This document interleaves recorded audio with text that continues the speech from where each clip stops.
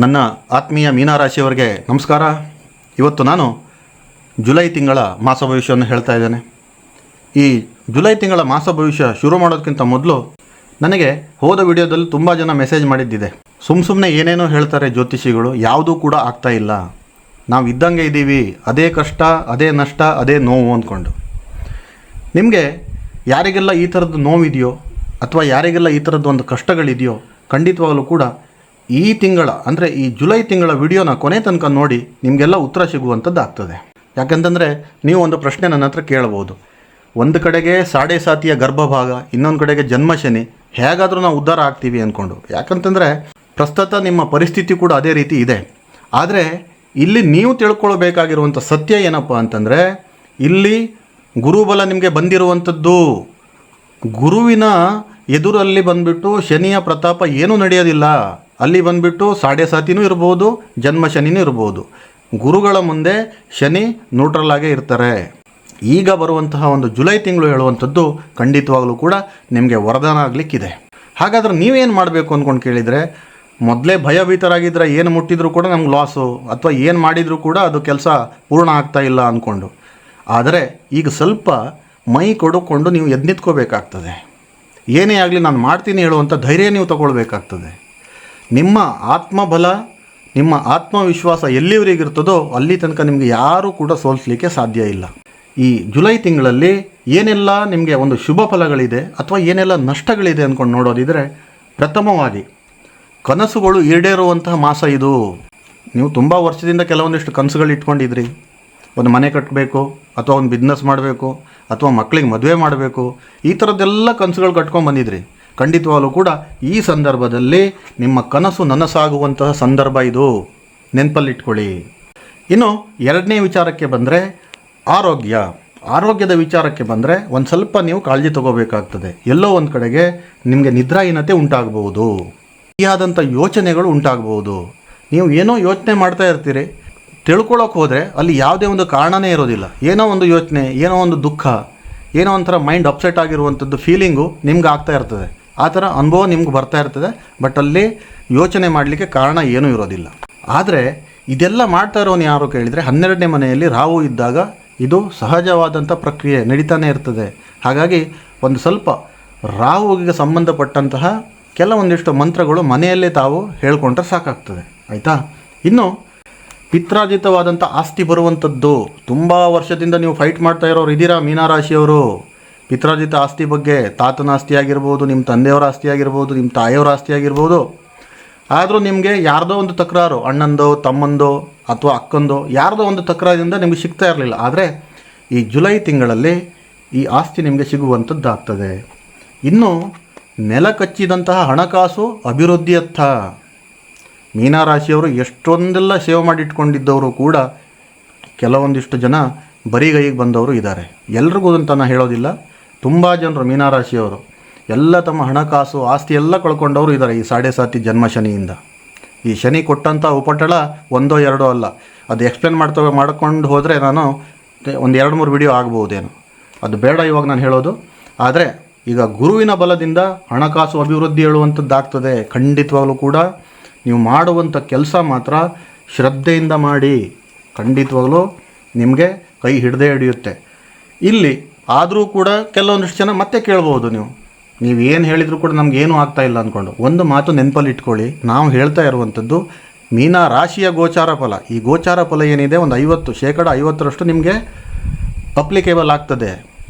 ಆದರೆ ನಿಮ್ಮ ಮೂಲ ಜಾತಕನೇ ಬೇರೆ ಇರ್ತದೆ. ನಿಮ್ಮದು ರಾಶಿ ಮೀನರಾಶಿ ಇರ್ಬೋದು, ಆದರೆ ನೀವು ಹುಟ್ಟಿದಂಥ ಸಮಯ ಬೇರೆ ಇರ್ತದೆ, ನೀವು ಹುಟ್ಟಿದಂಥ ದಿನಾಂಕ ಬೇರೆ ಇರ್ತದೆ. ಅದರ ಆಧಾರದ ಮೇಲೆ ನಿಮ್ಮ ಒಂದು ಮೂಲ ಜಾತಕ ಸೃಷ್ಟಿಯಾಗಿರ್ತದೆ, ಜನ್ಮ ಜಾತಕ ಸೃಷ್ಟಿಯಾಗಿರ್ತದೆ. ಅಂಥ ಏನಾದರೂ ಸಮಸ್ಯೆ ಇದ್ದಲ್ಲಿ ಹತ್ತಿರದ ನುರಿತ ಜ್ಯೋತಿಷಿಗಳಿಗೆ ಹೋಗ್ಬಿಟ್ಟು ಒಂದು ಸರಿ ನಿಮ್ಮ ಜಾತಕನ ತೋರಿಸಿ. ನಿಮ್ಗೆ ಪರಿಚಯದವ್ರು ಯಾರೂ ಇಲ್ಲ ಅಂತಂದರೆ ಈ ಸ್ಕ್ರೀನ್ ಮೇಲೆ ಬರ್ತಿರುವಂಥ ವಾಟ್ಸಪ್ ನಂಬರಿಗೆ ನೀವು ನಿಮ್ಮ ಡೀಟೇಲನ್ನು ಕಳಿಸಿ. ಖಂಡಿತವಾಗಲೂ ಕೂಡ ಅದಕ್ಕೊಂದು ಸೊಲ್ಯೂಷನ್ನು ಅಥವಾ ಅದಕ್ಕೊಂದು ಏನಾದರೂ ಪರಿಹಾರ ಹೇಳುವಂಥದ್ದನ್ನು ಖಂಡಿತವಾಗಲೂ ಕೂಡ ನಾವು ಹೇಳಲಿಕ್ಕೆ ಪ್ರಯತ್ನ ಮಾಡ್ತೇವೆ. ವ್ಯವಹಾರದಲ್ಲಿ ಹೆಚ್ಚು ಲಾಭ, ನಷ್ಟ ಕಡಿಮೆ. ಇದು ಗುರು ನಿಮ್ಮ ಬಲಕ್ಕೆ ಬಂದಾಗ ಇದೇ ಆಗೋದು. ನೀವೊಂದು 50% ಎಫರ್ಟ್ ಹಾಕಿದರೂ ಕೂಡ ನಿಮಗೆ 100ರಷ್ಟು ರಿಸಲ್ಟ್ ಬರುವಂಥದ್ದಾಗ್ತದೆ. ಗುರು ಬಲಕ್ಕೆ ಬಂದಾಗ ಪ್ರತಿಯೊಂದು ರಾಶಿಗೂ ಅದೇ ಥರ ಆಗ್ತದೆ. ಹಾಗಾಗಿ ನೀವು ಮಾಡ್ತಿರುವಂಥ ಒಂದು ಬಿಸ್ನೆಸ್ ಆಗಿರ್ಬೋದು ಅಥವಾ ಯಾವುದೇ ರೀತಿಯಾದಂಥ ಒಂದು ಜಾಬ್ ಇರ್ಬೋದು, ಅದರಲ್ಲಿ ನಿಮಗೆ ಅತಿ ಹೆಚ್ಚಿನ ಲಾಭ ಹೇಳುವಂಥದ್ದು ಸಿಗ್ತದೆ. ಗೃಹಿಣಿಯರ ವಿಚಾರಕ್ಕೆ ಬಂದರೆ, ಇಷ್ಟು ದಿನ ಯಾರೆಲ್ಲ ಬಂದುಬಿಟ್ಟು ಮನೆಯಲ್ಲಿ ಕಿರಿಕಿರಿ, ಮಕ್ಕಳ ಜೊತೆಗೆ ಜಗಳ, ಅತ್ತೆ ಮಾವಂದರ ಜೊತೆಗೆ ಜಗಳ, ಗಂಡನ ಜೊತೆಗೆ ಮಾನಸಿಕ ನೆಮ್ಮದಿ ಇಲ್ಲ, ಸರಿ ಇರ್ತಿರಲಿಲ್ಲ, ತುಂಬ ಜನರು ತುಂಬ ರೀತಿಯಾದಂಥ ಒಂದು ಕಷ್ಟಪಟ್ಟುಬಿಟ್ಟಿದ್ದಾರೆ. ಆದರೆ ಈಗ ಅಂತಹ ಒಂದು ತೊಂದರೆಗಳಿಗೆ ಒಂದು ಫುಲ್ ಸ್ಟಾಪ್ ಇಡುವಂಥದ್ದು, ಪೂರ್ಣ ವಿರಾಮವಿಡುವಂಥದ್ದು ಈ ಜುಲೈ ತಿಂಗಳಲ್ಲಿ ಆಗಲಿಕ್ಕಿದೆ. ನಿಮ್ಮ ಸಂಗಾತಿಯೂ ಕೂಡ ನಿಮ್ಮ ಜೊತೆಗೆ ತುಂಬ ಚೆನ್ನಾಗಿರುವಂಥದ್ದು, ಮಕ್ಕಳು, ನಿಮ್ಮ ಅತ್ತೆ ಮಾವ ಎಲ್ಲೋ ಒಂದು ಕಡೆಗೆ ನಿಮ್ಮ ಫಾರಾಗಿ ನಿಂತ್ಕೊಳ್ಳುವಂಥದ್ದು ಆಗ್ತದೆ. ಖಂಡಿತವಾಗಲೂ ಕೂಡ ನಂಬಿಕೆ ಇಟ್ಕೊಳ್ಳಿ ಅಷ್ಟೇ. ಇನ್ನು ಅರೆ ಸರ್ಕಾರಿ ಕಾರ್ಮಿಕರಿಗೆ ಖಾಯಂ ಆಗುವಂಥ ಸಾಧ್ಯತೆ, ಯಾರೆಲ್ಲ ಬಂದುಬಿಟ್ಟು ಈ ಗೌರ್ಮೆಂಟ್ ಉದ್ಯೋಗದಲ್ಲಿ ಕಾಂಟ್ರಾಕ್ಟ್ ಬೇಸಲ್ಲಿ ಕೆಲಸ ಮಾಡ್ತಾಯಿದ್ದೀರೋ ಅವರಿಗೆಲ್ಲ ಒಂದು ವೃತ್ತಿಯಲ್ಲಿ ಖಾಯಂ ಆಗುವಂಥ ಒಂದು ಅವಕಾಶಗಳು ಖಂಡಿತವಾಗಲೂ ಇದೆ. ತುಂಬ ವರ್ಷದಿಂದ ಅರೆ ಸರ್ಕಾರಿ ಸ್ವಾಮ್ಯದಲ್ಲಿ ನೀವು ಕೆಲಸ ಮಾಡ್ತಿರೋವಂಥವರಿಗೆ ಒಂದು ಖಾಯಂ ಆಗುವಂಥ ಒಂದು ಅವಕಾಶಗಳು ತುಂಬ ಇದ್ದಾವೆ. ಅದೇ ರೀತಿಯಾಗಿ ವ್ಯಾಪಾರಿಗಳು, ನಾನು ಹೇಳ್ತಿರುವಂಥ ದೊಡ್ಡ ದೊಡ್ಡ ವ್ಯಾಪಾರಿಯಿಂದ ಹಿಡಿದು ಫುಟ್ಪಾತಲ್ಲಿ ವ್ಯಾಪಾರ ಮಾಡುವಂಥವ್ರಿಗೂ ಕೂಡ ಈ ತಿಂಗಳಲ್ಲಿ ಅತಿಯಾದಂಥ ಒಂದು ಅಭಿವೃದ್ಧಿ ಆಗುವಂಥದ್ದು, ಧನ ಲಾಭ ಹೇಳುವಂಥದ್ದು ಬರುವುದು, ಅಥವಾ ನಿಮ್ಮ ವ್ಯಾಪಾರದಲ್ಲಿ ಅತಿ ಹೆಚ್ಚಿನ ವ್ಯಾಪಾರ ಆಗುವಂಥದ್ದು. ಹೀಗಾಗಿ ನಿಮಗೆ ಒಂದು ಆರ್ಥಿಕವಾದಂಥ ಒಂದು ಸ್ಥಿರತೆ ಸಿಗುವಂಥದ್ದು ಆಗ್ತದೆ. ಇನ್ನು ಶತ್ರುಗಳ ವಿಚಾರಕ್ಕೆ ಬಂದರೆ, ಮೀನ ರಾಶಿಯವರಿಗೆ ಹಿತಶತ್ರುಗಳ ಕಾಟ ತುಂಬ ಇತ್ತು. ಯಾರು ಅಂತ ಕೇಳಿದ್ರೆ ನಿಮ್ಮ ಅಕ್ಕಪಕ್ಕದವರೇ ಇರ್ತಾರೆ, ಅಥವಾ ನಿಮ್ಮ ಕುಟುಂಬದವರೇ ಇರ್ತಾರೆ, ಅಥವಾ ನಿಮ್ಮ ಅಣ್ಣ ತಮ್ಮಂದಿರೇ ಇರಬಹುದು. ಈ ರೀತಿಯಾದಂಥ ಶತ್ರುಗಳ ಕಾಟ ತುಂಬಾ ನಡೀತಾ ಇತ್ತಲ್ವಾ. ಹಾಗಾದರೆ ಈ ಜುಲೈ ತಿಂಗಳಲ್ಲಿ ಈ ಶತ್ರು ನಾಶ ಹೇಳುವಂಥದ್ದಾಗ್ತದೆ. ಖಂಡಿತವಾಗಲೂ ಕೂಡ ಈ ಶತ್ರುಗಳು ನಿಮ್ಮಿಂದ ದೂರವಾಗುವಂಥದ್ದು ಆಗ್ತದೆ. ವಿದ್ಯಾಭ್ಯಾಸದ ವಿಚಾರಕ್ಕೆ ಬಂದರೆ, ಮೀನರಾಶಿಯ ವಿದ್ಯಾರ್ಥಿಗಳಿಗೆ ಈ ತಿಂಗಳು ಅತಿ ಉತ್ತಮವಾಗಿರುವಂಥದ್ದು. ನಿಮಗೇನು ಒಂಥರ ಮಾನಸಿಕವಾಗಿ ಚಿತ್ರ ವಿಷಯ ಆಗ್ತಿತ್ತು ಓದಲಿಕ್ಕೆ, ಅಥವಾ ಸ್ಕೂಲಿಗೆ ಹೋಗೋದು ಅಂದರೆ ಒಂಥರ ಬೇಜಾರು, ಅಥವಾ ಕಾಲೇಜ್ಗೆ ಹೋಗೋದು ಅಂತಂದ್ರೆ ಬೇಜಾರು, ಅದೆಲ್ಲ ದೂರವಾಗಿ ನಿಮ್ಮ ವಿದ್ಯಾಭ್ಯಾಸ ತುಂಬ ಚೆನ್ನಾಗಿ ನಡೆಯುವಂಥದ್ದು ಆಗ್ತದೆ. ಅದೇ ರೀತಿ ನೀವು ಓದಿದ್ದು ಕೂಡ ನಿಮ್ಮ ತಲೆಗೆ ಹತ್ತುವಂಥದ್ದು ಕೂಡ ಆಗ್ತದೆ. ಇನ್ನು ಯಾರೆಲ್ಲ ಬಂದುಬಿಟ್ಟು ಬೇರೆ ದೇಶಗಳಲ್ಲಿ ಬಂದುಬಿಟ್ಟು ಕೆಲವೊಂದಿಷ್ಟನ್ನು ಹೈಯರ್ ಎಜುಕೇಷನ್ ಮಾಡಬೇಕು ಅಂದ್ಕೊಂಡಿದ್ದವರಿಗೂ ಕೂಡ ವಿದೇಶಕ್ಕೆ ಹೋಗಿ ವಿದ್ಯಾಭ್ಯಾಸ ಮಾಡೋರು ಕೂಡ ಅತಿ ಉತ್ತಮವಾಗಿರುವಂಥದ್ದು. ನಿಮ್ಮ ಪ್ರಯತ್ನಕ್ಕೆ ತಕ್ಕನಾದಂಥ ಫಲಗಳು ಕೂಡ ಸಿಗ್ತದೆ.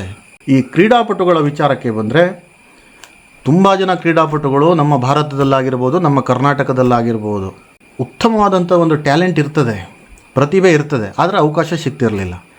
ಏನೋ ಒಂದು ಸಣ್ಣ ಇದರಿಂದ ಹೊರಟೋಗ್ಬಿಡೋದು ಚಾನ್ಸಸ್ಗಳು. ಆದರೆ ಈ ಸಂದರ್ಭದಲ್ಲಿ ನಿಮಗೆ ಬೇರೆ ಬೇರೆ ರಾಜ್ಯಗಳಿಗೆ ಹೋಗ್ಬಿಟ್ಟು ಒಂದು ನ್ಯಾಷನಲ್ ಲೆವೆಲಲ್ಲಿ ಆಡುವಂಥ ಒಂದು ಅವಕಾಶಗಳಾಗಿರ್ಬೋದು, ಪಾರ್ಟಿಸಿಪೇಟ್ ಮಾಡುವಂಥ ಅವಕಾಶಗಳಾಗಬಹುದು ಸಿಗ್ತದೆ. ಅದರಲ್ಲಿ ಏನು ಗೆಲ್ಲೇಬೇಕು ಹೇಳುವಂಥದ್ದು ನನ್ನ ಅಭಿಪ್ರಾಯ ಅಲ್ಲ. ನಿಮಗೆ ಒಂದು ಅವಕಾಶ ಸಿಕ್ಕಿದರೆ ಅಷ್ಟೇ ಸಾಕು. ಮುಂದಿನ ದಿನದಲ್ಲಿ ಇವತ್ತಿನ ಸೋಲೆ ನಾಳೆ ಗೆಲುವಾಗ್ತದೆ, ಅಥವಾ ಇವತ್ತಿನ ಒಂದು ಸಣ್ಣ ಗೆಲುವೆ ನಾಳಿನ ದೊಡ್ಡ ಗೆಲುವಾಗ್ತದೆ. ಖಂಡಿತವಾಗಲೂ ಕೂಡ ನಿಮ್ಮ ಶ್ರಮಕ್ಕೆ ತಕ್ಕನಾದಂಥ ಒಂದು ಫಲ ಈ ಕ್ರೀಡಾಪಟುಗಳಿಗೂ ಕೂಡ ಸಿಗ್ತದೆ.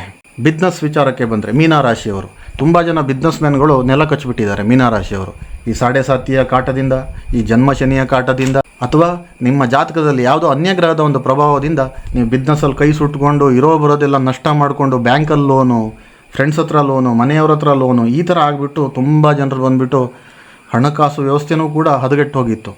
ಆದರೆ ಯಾರೆಲ್ಲ ಬಂದುಬಿಟ್ಟು ಒಂದು ಬಿಸ್ನೆಸ್ ಮಾಡ್ತಾ ಇರುವಂಥವರಿಗೆ ಈ ಜುಲೈ ತಿಂಗಳು ನಿಮ್ಗೆ ಕೈ ಹಿಡಿಲಿಕ್ಕಿದೆ. ಏನೆಲ್ಲ ನೀವು ಕಳ್ಕೊಂಡಿದ್ರೋ ಅದನ್ನು ಮತ್ತೆ ಪಡ್ಕೊಳ್ಳುವಂಥ ಯೋಗ ಕೂಡ ಖಂಡಿತವಾಗಲೂ ಕೂಡ ಈ ಸಂದರ್ಭದಲ್ಲಿ ನಿಮಗೆ ಸಿಗಲಿಕ್ಕಿದೆ. ಎಲ್ಲೋ ಒಂದು ಕಡೆಗೆ ನಾನು ನಿಮ್ಗೆ ಹೇಳಿದೆ, ದುಡ್ಡು ಬರ್ತದೆ, ಒಂದು ಏಳಿಗೆ, ಯಶಸ್ಸು, ಸಮಾಜದಲ್ಲಿ ಗೌರವ ಪ್ರಾಪ್ತಿಯಾಗುವಂಥದ್ದು ಎಲ್ಲದೂ ಆಗ್ತದೆ. ಎಲ್ಲೋ ಒಂದು ಕಡೆಗೆ ಇದನ್ನು ಮಾತ್ರ ನೀವು ನೆನ್ಪಿಟ್ಕೋಬೇಕಾಗ್ತದೆ. ನಂಬಿಕೆ ದ್ರೋಹಕ್ಕೆ ಒಳಗಾಗಬೇಡಿ. ನಂಬಿಕೆ ದ್ರೋಹ ಆಗ್ಬೋದು, ನಿಮ್ಮವರಿಂದಲೇ ನಿಮಗೆ ನಂಬಿಕೆ ದ್ರೋಹ ಆಗ್ಬೋದು. ಜುಲೈಯಲ್ಲಿ ಏನಾದರೂ ನಿಮ್ಮ ಹತ್ರ ನೈಸಾಗಿ ಬಣ್ಣದ ಮಾತಾಡ್ಕೊಂಡ್ಬಿಟ್ಟು ಕೆಲವೊಂದಿಷ್ಟು ಸೈನ್ಗಳನ್ನೆಲ್ಲ ಮಾಡ್ಕೋಬೋದು, ಅಥವಾ ಕೆಲವೊಂದು ವಿಟ್ನೆಸ್ಗಳಿಗೆ ಸೈನ್ ಹಾಕ್ಸ್ಕೊಳ್ಬೋದು. ಇಂಥವೆಲ್ಲ ಒಂದು ವಿಟ್ನೆಸ್ಗಳಿಗೆ ಸೈನ್ ಹಾಕ್ಕೊಳ್ಳೋಕೆ ಹೋಗಬೇಡಿ, ಮತ್ತು ಶ್ಯೂರಿಟಿ ಕೊಡೋಕೆ ಹೋಗಬೇಡಿ.